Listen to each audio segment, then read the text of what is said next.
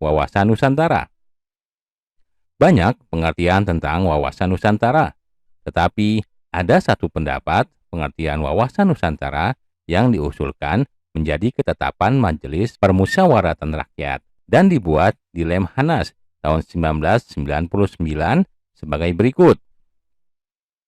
Cara pandang dan sikap bangsa Indonesia mengenai diri dan lingkungannya yang serba beragam dan bernilai strategis dengan mengutamakan persatuan dan kesatuan bangsa, serta kesatuan wilayah dalam menyelenggarakan kehidupan bermasyarakat, berbangsa, dan bernegara untuk mencapai tujuan nasional. Secara etimologis, wawasan Nusantara berasal dari kata wawasan dan Nusantara. Wawasan berasal dari kata wawas, yang berarti pandangan, tinjauan, dan penglihatan indrawi. Jadi, wawasan adalah pandangan, tinjauan, penglihatan, tanggap indrawi. Wawasan berarti pula cara pandang dan cara melihat. Nusantara berasal dari kata nusa dan antara. Nusa artinya pulau atau kesatuan kepulauan.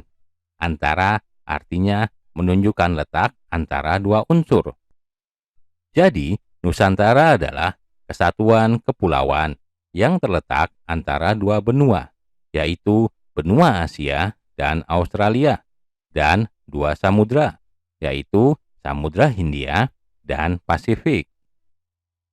Berdasarkan pengertian modern, kata Nusantara digunakan sebagai pengganti nama Indonesia.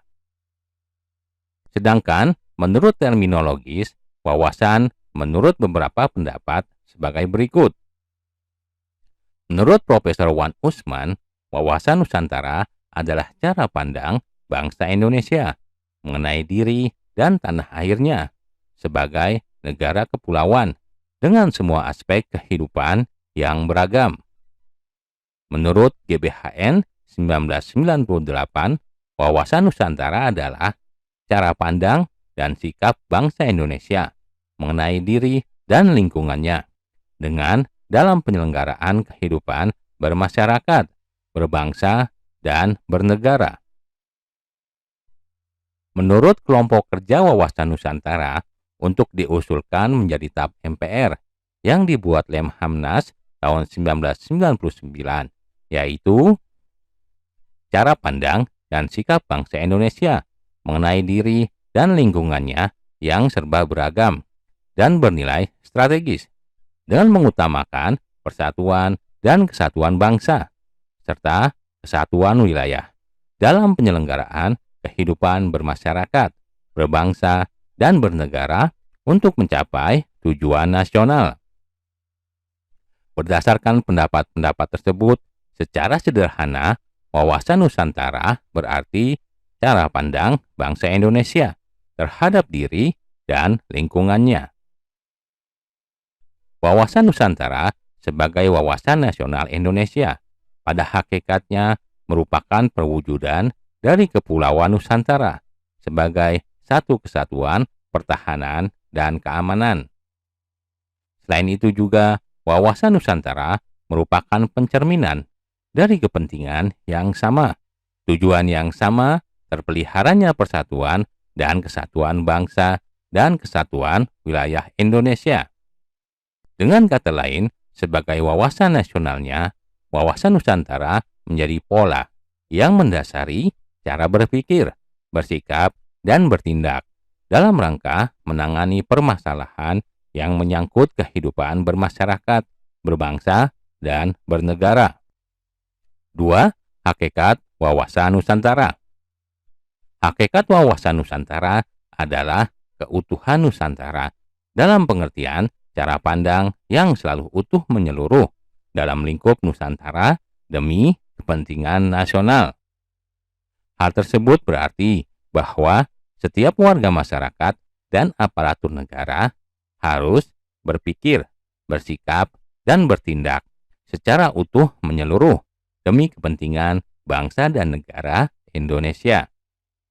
Demikian juga produk yang dihasilkan oleh lembaga negara harus dalam lingkup dan demi kepentingan bangsa dan negara Indonesia, tanpa menghilangkan kepentingan lainnya, seperti kepentingan daerah, golongan, dan perorangan.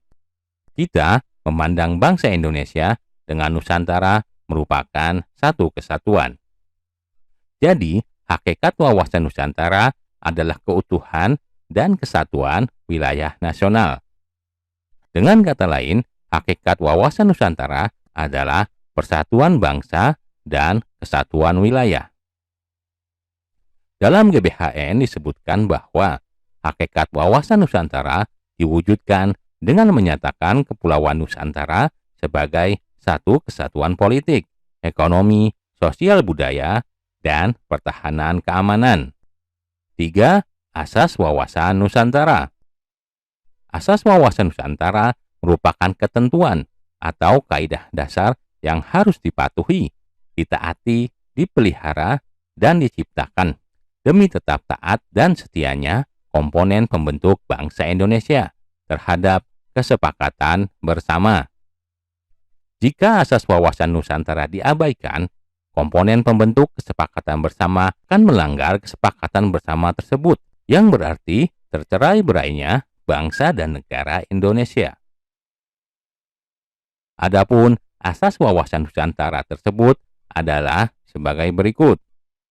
A. Kepentingan yang sama. Ketika menegakkan dan merebut kemerdekaan, kepentingan bersama bangsa Indonesia adalah menghadapi penjajah secara fisik dari bangsa lain.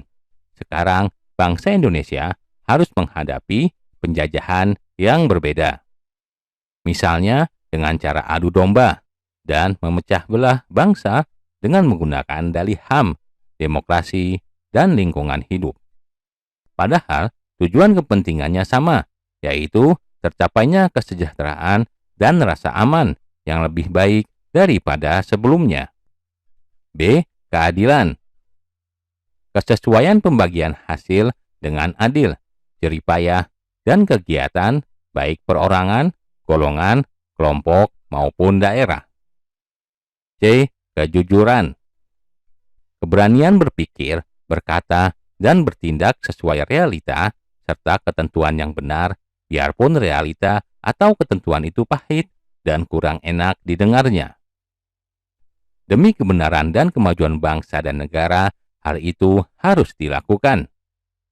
D. Solidaritas. Diperlukan kerjasama, mau memberi dan berkorban bagi orang lain tanpa meninggalkan ciri dan karakter budaya masing-masing. E. Kerjasama. Adanya koordinasi, saling pengertian yang didasarkan atas kesetaraan, sehingga kerja kelompok, baik kelompok kecil maupun besar, dapat mencapai sinergi yang lebih baik. Kesetiaan terhadap kesepakatan bersama untuk menjadi bangsa dan mendirikan negara Indonesia yang dimulai, dicetuskan, dan dirintis oleh Budi Utomo tahun 1908, Sumpah Pemuda tahun 1928, dan Proklamasi Kemerdekaan 17 Agustus 1945.